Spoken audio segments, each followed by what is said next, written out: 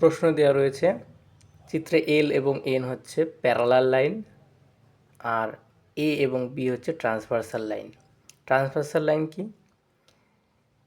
দুটো লাইনকে দুই ভিন্ন পয়েন্টে ছেদ করে যে লাইন তাকে বলা হয় ট্রান্সভার্সাল লাইন। এই যে বি লাইনটা, এই যে এল এবং এন এই দুটো লাইনকে এই একটা পয়েন্টে ছেদ করেছে এবং এই আর একটা পয়েন্টে ছেদ করেছে, তার জন্য বি লাইনটা হচ্ছে এল এবং এনের ট্রান্সভার্সাল লাইন। সিমিলারলি এও ট্রান্সভার্সাল লাইন। তো আমাদের প্রশ্ন রয়েছে এক্স সমান কত, যেখানে দেওয়া রয়েছে এই অ্যাঙ্গেলটা 70 ডিগ্রি, এই অ্যাঙ্গেলটা 50 ডিগ্রি। তো আমরা জানি ভার্টিক্যালি অপোজিট অ্যাঙ্গেল কি সেটা হয়, সে আমরা জানি। তাহলে এক্স যদি এই অ্যাঙ্গেলটা হয় তাহলে এই অ্যাঙ্গেলটাও এক্স হবে, কারণ এই অ্যাঙ্গেলটা এবং এই অ্যাঙ্গেলটা হচ্ছে ভার্টিক্যালি অপোজিট অ্যাঙ্গেল এবং এরা সমান হয়। সিমিলারলি এইটা 50 হলে এইটাও 50 হবে, কারণ এইটার ভার্টিক্যালি অপোজিট অ্যাঙ্গেল হচ্ছে এইটা।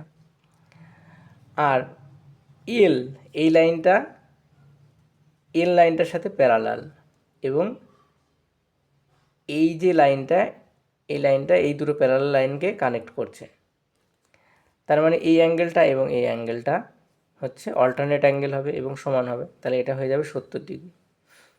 এখন এই যে ত্রিভুজটা, এই ত্রিভুজের তিনটি কোণের মানের সমষ্টি 180 ডিগ্রি, অর্থাৎ x plus 70 plus 50 equals 180 degree, অতএব এক্স ইকুয়ালস 60 ডিগ্রি হয়ে গেল উত্তর।